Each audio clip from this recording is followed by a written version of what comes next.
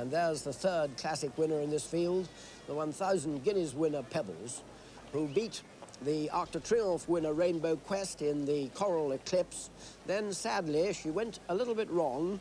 Clive Britton gave her a long rest, and when he brought her out the other day, she wasn't as impressive as Slip Anchor working on the course here, but I don't think she was meant to be. I think they wanted to relax her. And who knows, she might wait behind the other two and stab them in the back. Number 4, Pebbles, ridden by Pat Henry. And there's the last year's winner, Palace Music. I should have told you, Yves Saint-Martin doesn't appear to have turned up, and Alain Lecoeur takes the mount on last year's winner, Palace Music. A really remarkable victory last year. He came right from the back with a tremendous turn of foot. If he can do that today, after the other two have been blazing away in front, anything's possible. Alain Lecoeur in the checks on Palace Music. Shall we just identify the colours now? That was Alain Lecoeur. Here is Pebbles in Sheikh Mohammed's colours.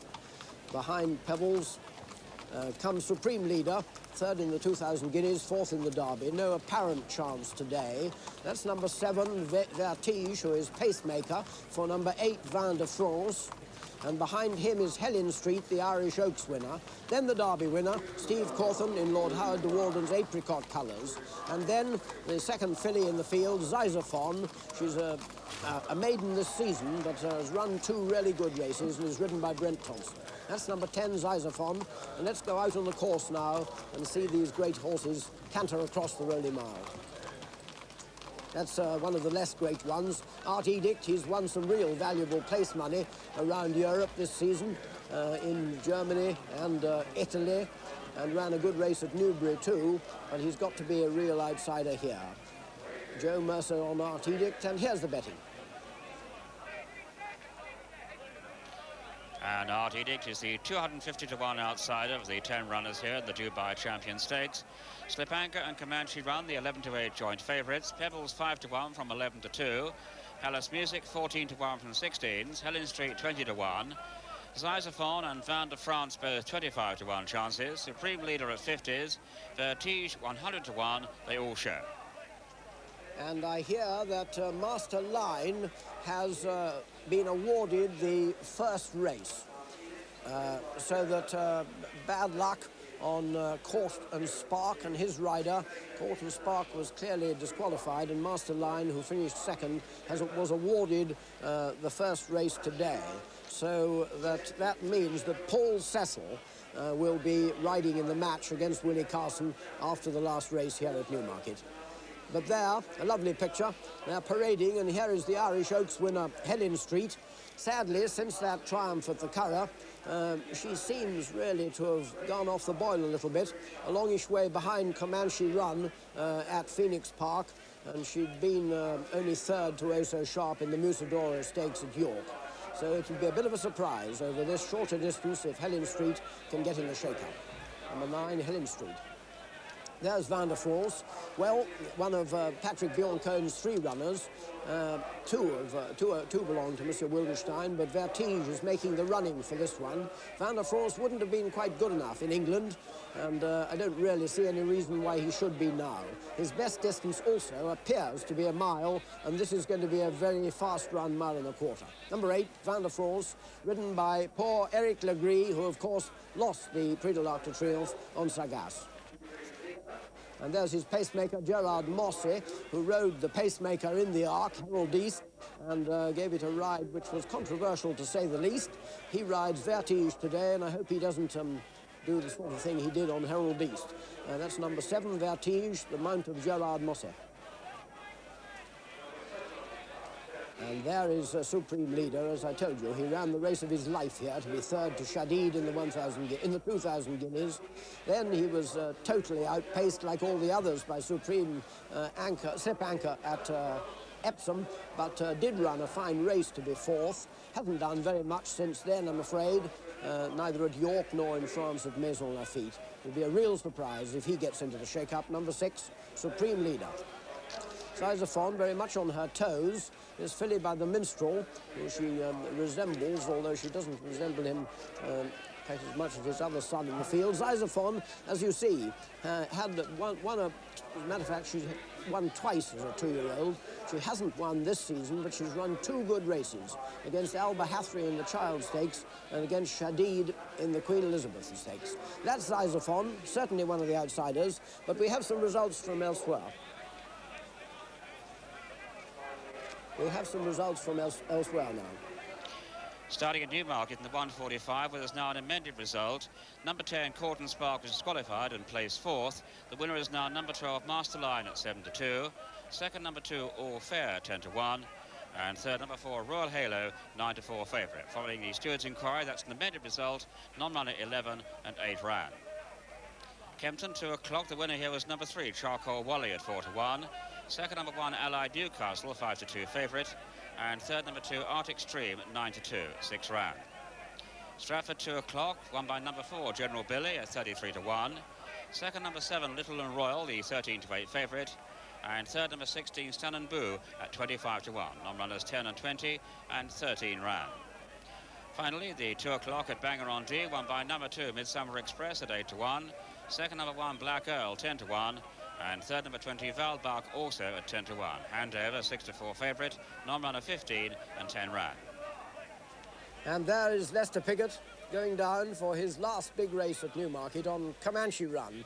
Track getting a nice lead from Art Edict, but Comanche Run is a pretty manoeuvrable horse. Lester can put him wherever he wants. He won't mind if he waits behind Slip Anchor, and he wouldn't mind all that much, I shouldn't think, if he had to go along in front. Brough, what do you think his tactics will be? I think he'll go up with Slip Anchor, and I think he'll attack fairly early on. That's what I think, John. He's going down beautifully relaxed there, and there's Slip Anchor over on the far side. Steve taking pains to relax him. He hasn't got a lead, but he's not taking any serious hold. And appears to have dried off since you saw him sweating. Yes, he seems to calm down, and as you know, no bad things sometimes always have a bit of a sweat. He realises he's come to the races, but then he pulls himself together to realise that he's got to calm down, and he's got to do his number. Brough, you talked to Steve beforehand and asked him about his tactics and how fast he was prepared to go. Well, I'll just see as I go along. Basically, I'll play it by ear. When the gates open, I'll let the horse do what he has to do. But how much of a danger is it that you and Comanche Run are going to be burning each other out up in front? Well, I mean, as you say, that it depends on how the race develops and who commits to do what. And how well do you feel him compared to before the Derby? Well, he's very well. In fact, you know, he's as well, if not better, than he was before the Derby. But obviously, you know, until it's proven on the race course, you never really know. But in every sign, the way he's training at the moment, he's as well. And what fear being a sitting duck? It's the only way. It's the way you have to play it. Steve, charming as always. Here's a full show of betting. The joint favourites, Slip Anchor and Comanche Run, now 6-4 chances. Pebbles 5-1. Palace Music at 12-1, open up at 16s. Helen Street 25-1 from 20s. Xyzophon also a 25-1 chance, along with Van de France. Supreme Leader 50-1. Vertige 100-1. And Art Edict is the 250-1 outsider, all show. To make the tactics even more difficult to predict, the stalls are in the middle of the course. And talking to Lester beforehand, Brough asked him where he planned to go in that situation. I think I'll go straight down the middle. And on the form book, you are held by Pebbles at Ascot. What was wrong, if anything, at Ascot? Well, he didn't run his race that day, you know. There was some reason, you know, he got very worked up before, and I don't know, it just wasn't right that day, you know. But if he is right today, Slip Anchor's likely to lead you. There's also a leader in Vertige. How much will you wait on them? How soon do you think you'll attack? Well, I think you can wait a long time on them, really, if I have to, if they go fast enough, you know. But obviously, I'll have to wait and see what happens. Because at 1.25 miles on this fast ground, do you think he's as good as 1.25 miles on soft ground? Well, I always thought so, you know, but I always thought he was better on this ground than he was on the soft. But we'll see today. and Leicester finally, the last big one in England. How important is this for you? Well, you know, it is a great thing because this is a very good horse, and there's all the money involved, you know. So it's got to be very exciting. Yeah. I love the lovely smile that comes across his face when he says there's a lot of money involved. It's got to be exciting. It certainly has got to be exciting, and no doubt they're excited down in Tattersall, so let's hear from John. Certainly they're excited down here, my noble order. Whopping great crowd. They're talking about running out of race cards. But the money is not coming in for the favourites, Slip Anchor and Comanche Run. 6-4, each of 2, because the public in their small bets are backing Pebbles from 6-1 to 5-1, and the French horse Palace Music 16-1 into 12-1, 25-1 bar. The bigger bets may yet still come in for the Derby winner and the St Ledger winner, but the smaller punters, they're dominating the market here. Although, and remember, the last 10 favourites have been beaten in the Champion Stakes. That's what's putting them off these ear-old chances. Well, however that may be, we're looking at Pebbles. This isn't the first time that Pebbles has got a little bit excited before a race. Pat Henry, as you see, has got off her. She hasn't been an easy filly for Clive Britton to train this season. Bruff asked Clive before racing why she had run so comparatively little. Well, she lost her form just after the King George. Actually, she was on standby, ready to run, and was absolutely jumping out of her skin the day of the King George. And about 3 days later, she went completely flat, went off her food, and it took us nearly a month to get her back eating well and looking well and doing well, you know. And everything's gone as smooth as I've wanted since, you know. How's she been working? There's been conflicting reports, some good, some bad. Well, you know, if I am a living right, and I wouldn't be very good at it, train her, I don't do too bad. You know, she's done what I've wanted her to do. And every stage has been planned. Even the gallop we had on the racecourse after last meeting, I just put 2 very moderate horses, and they are, so they didn't stretch her, they didn't get her in top gear, because the last thing I wanted was Pat to ride her in top gear. I wanted to get the feel of her and get her completely relaxed, and the feeling that she will relax. And then he just pressed the accelerator just for a second, and she moved up to her horse, and he came back and he said, I know why she's a good filly. And you're confident she's at her absolute peak now? Well, I'm sure she's at her peak, and if she's good enough, she'll win. Well, good luck to her. The Slip Anchor, who you see in the foreground there, is now favourite. Favourite ahead of Comanche Run, who is following him towards the stalls. So, for a really fascinating Dubai Champion Stakes, over to Raleigh Gilbert. Thanks, John. Yes, as you see, confirmation, Slip Anchor just the favourite by a quarter of a point. Understarters orders for the Dubai Champion Stakes, and they're away. 1.25 miles straight across the flat. Let's see who's the first to go on. It's tight for the early lead. Slip Anchor, the Derby winner, is right up there. Slip Anchor from one of the Frenchmen on the outside, which is Vertige. Slip Anchor, the leader. Then comes Vertige. Vin de France is very close. Over on the far side, tucked in just behind the leaders, is Comanche Run, bidding for this $1 million bonus. They've come 1.5 furlongs now in the champion. And Steve Cawthon has Slip Anchor out in front. From Supreme Leader now going up in pursuit. Then comes Comanche Run in third. After these 3 is Vin de France. Then comes Vertige after these, Palace Music last year's winner. The last 4 are the fillies Xyzophone and Helen Street and Pebbles, and last of all the outsider Art Edict. But it's Slip Anchor blazing the trail. They've covered 2.5 furlongs already, and the time will be fast. It's Slip Anchor out in front. Leicester, though, has Comanche Run right in the leader's sights in second now. Supreme Leader is third. Then comes Palace Music, followed after these by Vin de France. After Vin de France, on the near side is Art Edict and Pebbles. Helen Street creeping up over on the far side. They're passing the 5 furlong marker, and with Slip Anchor, the Derby winner, still in front, with Comanche Run very close indeed. Then comes Supreme Leader. Back to the stands, and Graham. Track record could be in sights here as Slip Anchor goes for home. From Comanche Run in second, Supreme Leader being rode along in third. Behind these comes Vin de France 4, and then Xyzophone and Helen Street, and Pebbles getting closer next to the rails. Coming with a tremendous run next to the rails is Pebbles, moving through sweetly to go to dispute third place, and Leicester Piggott asks Comanche Run for extra effort. They've still got over 2.5 furlongs to go, and next to the rails it's Slip Anchor and Steve Cawthon. Comanche Run is beaten, and Helen Street up on the outside goes on, and coming inside the final furlong it's Helen Street and Pebbles, and Pat Henry is looking round. This is very, very cheeky indeed. Comanche Run is beaten, forget that. Coming inside the final furlong, it's Pebbles drawing right away from Slip Anchor, Palace Music and Helen Street. And as they come inside the final furlong, the Dubai Champion Stakes is going to be won by Sheikh Mohammed, with Pat Henry riding Pebbles to impressive victory. Pebbles the winner, Slip Anchor second, Palace Music third, Helen Street four. Behind these came Vertige in 5, then Cesarewitch and Van der France. Comanche Run beat only 2. Those two were Art Edict, the rank outsider, and the Supreme Leader, one of the early leaders. And so the outcome of a sensational Dubai Champion Stakes. It's a win for number 4, Pebbles, the 9-2 winner of this Dubai Champion Stakes, owned by Sheikh Mohammed, trained here at Newmarket by Clive Britton and ridden by Pat Edery. Pat's tremendous run of success continuing. Second, I think we'll find, was number 5, Slip Anchor, officially a photo for second place. And third was number 3, Palace Music in the pale jacket. Slip Anchor in the apricot jacket, and Palace Music on the far side of him, back in third place.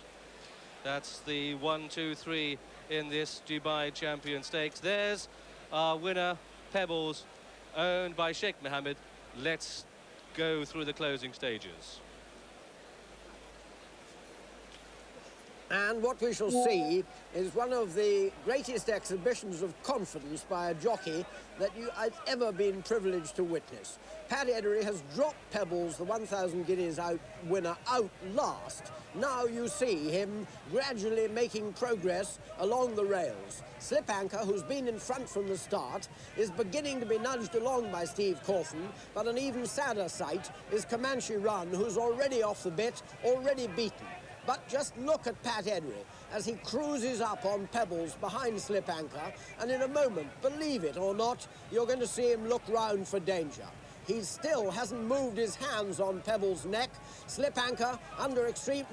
There's Pat looking round. What he sees is Helen Street and Cesarewitch with Palace Music making ground, but Slip Anchor's still in second place. He stays there to the line, but he's only a lord in waiting to Pebbles. She's the queen. She comes to claim her kingdom. Only second last year. Now she's winning the race her owner, Sheikh Mohammed, most wanted to win. Sponsored by his family, the ruling family of Dubai, the Dubai Champion Stakes. Here comes Pebbles to win it like a champion. Slip Anchor holding on gallantly from last year's winner, Palace Music. Slip Anchor does get second place, but only just, and a long way behind Pat Edery, the triumphant Pat Edery, and Sheikh Mohammed's Pebbles. A very fast time indeed, faster than standard, confirming that Slip Anchor went from the gun. He really made it a real gallop, beat his great rival Comanche Run, but he didn't beat this lady, Pebbles.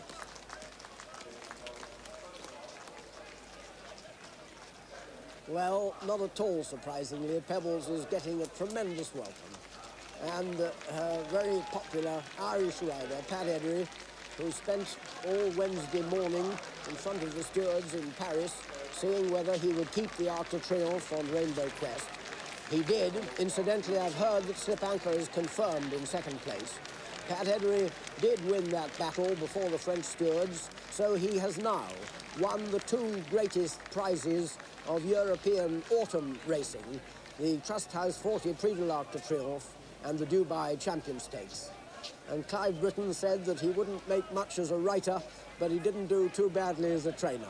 And that was the understatement of the age, because his handling of Pebbles this season has been an absolute triumph. She's a nervous, highly strung filly, but he brought her to the greatest day of her life at the peak of her condition. So well done, Clive, well done, Pat Edery, and many congratulations to Sheikh Mohammed, whose family sponsors this race. News now from the betting area and John. Pebbles returned the 9-2 third favourite, back down from 13-2 in the London offices this morning, and it's the heaviest backed horse in the race, no question about that. And she is now the 9th filly to take the 1,000 guineas and the Champion Stakes. The last was Flying Water in 1977, and she's the 14th horse who's won the Eclipse and also the Champion Stakes. The most recent was the Great Brigadier Gerard in 1972, and to show that the autumn means so much for fillies in these big races, she's the 8th filly to win the Champion Stakes in the last 13 years. The second, Slip Anchor, was returned the 6-4 favourite. And while 5 Derby winners have won the Champion Stakes, recent failures have been Nijinsky, Royal Palace and St Paddy. So once again, the Derby winner fails in the Champion Stakes. The third Palace Music is returned at 14-1. But we're going live to Dubai now, and I'm sure you lads over there are absolutely delighted that Sheikh Mohammed has won his own prize with Pebbles, 9-2, third favourite. The bookmakers don't like it down here. And with me is Clive Britton, a moment of triumph for you, a moment of triumph for Pebbles. Yes, and I'd like, first of all, to give my staff the credit for this filly being here. They've looked after her, they've lived with her, they've practically slept with her, in fact, somebody else for the last 3 days. And they've done everything possible. I can only give the orders. These two men here carried out the instructions, and my God, they've done a good job. Thank you very much, lads. Well, I can't help having a tear. So if I run away, can you stand her ahead? Here they are. Here she is. And well, if I can talk to you, I've been beaten up by the photographers, but many congratulations. How are you feeling about today? Oh, smashing. Really? But what about the worries about gallops not as good as they had been, all that sort of thing? Once, but she's proved us all right today. So we can't say no more. She's done it. She's a mare in a million. She is. Well, she She showed all the critics. She showed all the critics how good she is now. They can't knock her no more. She didn't have a critic at Carlberg. Well, it's happy scenes here. And let's now have the full SP. First, number 4, Pebbles at 9-2. Second, number 5, Slip Anchor, the 6-4 favourite. And third, number 3, Palace Music at 14-1. Turn right. Thank you, Derek, for the Tote Cesarewitch. And I start with rather sad news because, as you know, the top-weight Destroyer does not run. And Peter Smiles, who's head of racecourse security, sent a man to the racecourse stables yesterday and found that Destroyer was then lame. Kim Brassey, trainer of Destroyer, who may well have a perfectly reasonable explanation of all this, isn't here. So the Newmarket stewards, in all the circumstances, have reported the incident to the stewards of the Jockey Club. Of course, it has had a very bad effect on the Cesarewitch, but it may have been nobody's fault. The horse may well have gone lame after Kim Brassey had declared him as a runner. That's the Destroyer situation. Well, the horses are on their way now, the long trek down into Cambridgeshire for the start of the Cesarewitch, but we took the opportunity to look at them in the paddock beforehand and record a few visions of them and impressions. Number 9, Carreo, the mount of Willie Carson, one of the 2 favourites, one of the big unknown quantities of the race, unbeaten in 4 races. He shouldn't stay, being by Carreo, but he does. He's fully entitled to be favourite, maybe even better than the handicap Papa realised. Number 9, Carreo, the mount of Willie Carson. And there's one of the other favourites throughout the anti-post betting. Bourbon Boy has won 4 races this season, should have won 5, was desperately unlucky at Ascot and ran a fine race last time out, second to Spicy's Story at Doncaster. Number 3, the Mount of Walter Swinburne, Bourbon Boy. Number 13 is James Mead, the mount of the all-conquering Pat Edery. He'll inevitably put up quite a lot of overweight, but this is a real tough stayer. A good hurdler too, and he's got the jockey in form. Number 13, James Mead.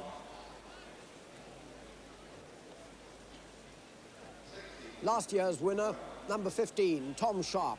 Well, he slipped them all last year, set up such a lead that they never got in a blow at him. He hasn't been quite so good since, but Walter Wharton will probably have him right for today. Last year's winner, the mount of Richard Fox, number 15, Tom Sharp.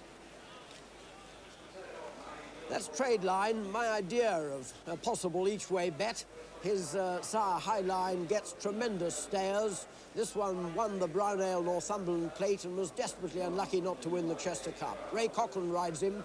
He's got my tip to carry, number 7, Trade Line. The grey Nestor has some form with Trade Line, which seems to suggest that he shouldn't beat Trade Line today. Nestor likes to make the running, which isn't much of an advantage in the Cesarewitch, unless you can do it like Tom Sharp did last year. This will be one of the outsiders, I think. Philip Maldron's mount, Nestor. Number 10 is Goode. He's only had 2 runs for Jimmy Fitzgerald this season, but neither of them has convinced any of us that he's deteriorated. He's a good stayer on his day, and if Jimmy's got him right, he might give Tony Murray a real good ride. Number 10, Goode. Another son of High Line is High Plains, one of Henry Candy's 2 runners, ridden by the very strong apprentice Tyrrel Williams. He hasn't quite run over this distance, but he stays very well and is a very possible outsider, won easily last time. Number 20, High Plains. Surprising, really, that foreigners visiting Newmarket find the Cesarewitch, which incidentally was named after a visiting Russian, only he didn't come. He was the younger son of the Tsar, and he didn't turn up. But they still named a race after him. But foreigners visiting this can't really believe that we have this important handicap, at least 3/4 of which is run miles away from the stands and, before the days of television, totally out of sight. I suppose you could ride out there and come down with them, but as you can see, it's a long, long way out there to the start of the Cesarewitch. 2¼ miles they have to gallop, with only 2 gradual turns and an awful lot of straight galloping across Newmarket Heath. It's a real test of stamina and courage. There's never anything in front of the leader to encourage him except the Heath, and Tom Sharp, who made every yard of the running last year, must be really in love with galloping. There they trot across the stands, and back in the ring is John. 9 favourites have won in 63 runnings of the Cesarewitch since World War I, and there is an infectious gamble mounting now on this Carrio. Opened at 4-1, all the prices down to 5-2 they're calling now Carrio, and it could be the shortest price favourite since World War I. That was 5-2, nearly a hand. In 1979, finished 7th behind Sir Michael. The whole course seems to be getting on this Carrio. The main reason is their almost collapsing confidence behind Bourbon Boy. 9-2 at Open. Bourbon Boy went out to 8-1, and now, at last, because of money that you've had at home, Ladbrokes, the magic sign, have had to come in. They've been forced to shove up the price, and it's now 7-1 Bourbon Boy, and that chap from Dunn Brothers in Manchester, who stands to win over £100,000 on the treble, he must be worried at the way the market's going with Bourbon Boy. Goode has been a 9-1 chance. It's now into 8-1. Pretty solid. Best of the rest has to be James Mead. £10 overweight for Pat Edery, and because the Stroyers left in, that is, would have killed its chances, but it's 12-1 tight because of all those doubles with Pebbles. But the news down here, a nationwide gamble is going on this Carrio. A lot of bookmakers feel it's going to win. Is it going to be the shortest price favourite we've had since World War I? It's 5-2 now. Well, there is Carrio, on whom Willie Carson, of course, is able to do the weight, but Pat Edery has had to put up £8 overweight on James Mead. That was inevitable. Ray Cochrane has £2 overweight on Trade Line. Bourbon Boy is 15-2. James Mead, High Plains and Trade Line all at 12-1. Trapeze Artist at 14s. Tom Sharp also a 14-1 chance, and Floyd 16-1 from 14s. Inlander goes back to 20-1 from 16-1, and Accuracy at 25. Sneak Preview at 28-1 chance, with Fressiter at 33-1. Fish Pond at 40s. Jackdaw's gone to 50-1 from 40-1, and also on 50s Flying Officer, Lasser, Nestor. Key Royal 66-1, Sugar Palm also at 66s, and Newmarket Sausage still the 100-1 outsider, all 21 show. Man to whom I hand. Thank you, John. Well, the last one's just gone in. This was James Mead, and they're away for the 1985 Tote Cesarewitch. Well, a little bit of settling down in the early stages. Nestor, as might be expected, the grey in the front line, and this one with, on the outside, Floyd in close company. Fish Ponds on the inner, Lasser just after these. Goode tucked up in the inside, just behind the leader. And after these, we go back to Trade Line and Inlander. On the outside of this one is James Mead accompanied by Sneak Preview. And then on the outer, Accuracy making a forward move. They're followed by Jackdaw and High Plains. Back markers at this stage are Carrio on the inside. Next to last on the outer, we have Key Royal, and the last of all is Bourbon Boy. And they've completed almost a half mile now. And as you can see, the Tom Sharp, the last year's winner, who really sneaked a very big advantage early on, is not going to do it this year, but Tom Sharp is now the leader, and he's taken over from Floyd. Well, after these, we go back to Trade Line, Inlander with the dark colours on the inside, Accuracy follows these, Nestors on the inside, and then James Mead. But trying to follow the example of last year, Tom Sharp once again goes clear and sets a very strong pace as they go down towards the running gap, and it is Tom Sharp, a clear leader, from in second place Floyd. After Floyd we have Trade Line on the outside, then Accuracy, and then Newmarket Sausage, who's moved into fifth, and it's over now to Raleigh Gilbert. Yes, they've less than a mile and a half to go in the Tote Cesarewitch, and Richard Fox has last year's winner Tom Sharp way out in front. Tom Sharp by some 6 to 7 lengths now from Floyd 2, Trade Line 3. They have a mile and a quarter to go now, and it's straight from here on in. Tom Sharp the leader still. 2 Floyd, 3 Trade Line, then 4 on the inside Inlander, 5 Accuracy, 6 the rank outside a Newmarket Sausage, 7 Sneak Preview, then 8 James Mead, 9 High Plains, 10 Jackdaw, 11 Trapeze Artist, 12 are making ground Larsa, then comes in 13th Tressida, 14 is the Grey Nestor, then comes the favourite Cario, followed by KUD coming with a run. After this one, Bourbon Boy, who was last early on, making a little ground now, and the 2 back markers are Sugar Palm and finally Flying Officer. They're now at the 7 furlong pole, or at any rate Tom Sharp is. He's still a good leader. From Floyd second, Trade Line 3, then Inlander, Sneak Preview, sneaking up on the inside. Then comes Accuracy. These are clear now of James Mead, High Plains. Then comes Larsa, followed by Fish Pond, Jackdaw, KUD, and Trapeze Artist. They're well inside the final 3/4 of a mile, and it's still Tom Sharp out in front. Tom Sharp from in second place. Trade Line right after these 2, Sneak Preview, then Inlander, Larsa, then comes James Mead, and Accuracy making ground, but inside the final 5 furlongs with Tom Sharp still leading from Trade Line. Back to the stands at Graham. And the favourite not in the picture, Cario towards the right of the picture as Tom Sharp folds, and Trade Line goes on from Larsa in second, Inlander in the dark jacket, Sneak Preview going well. Behind these, KUD with a noseband, then Accuracy, then Trapeze Artist makes ground. Bourbon Boy with the white sleeves sneaking closer next to the rails.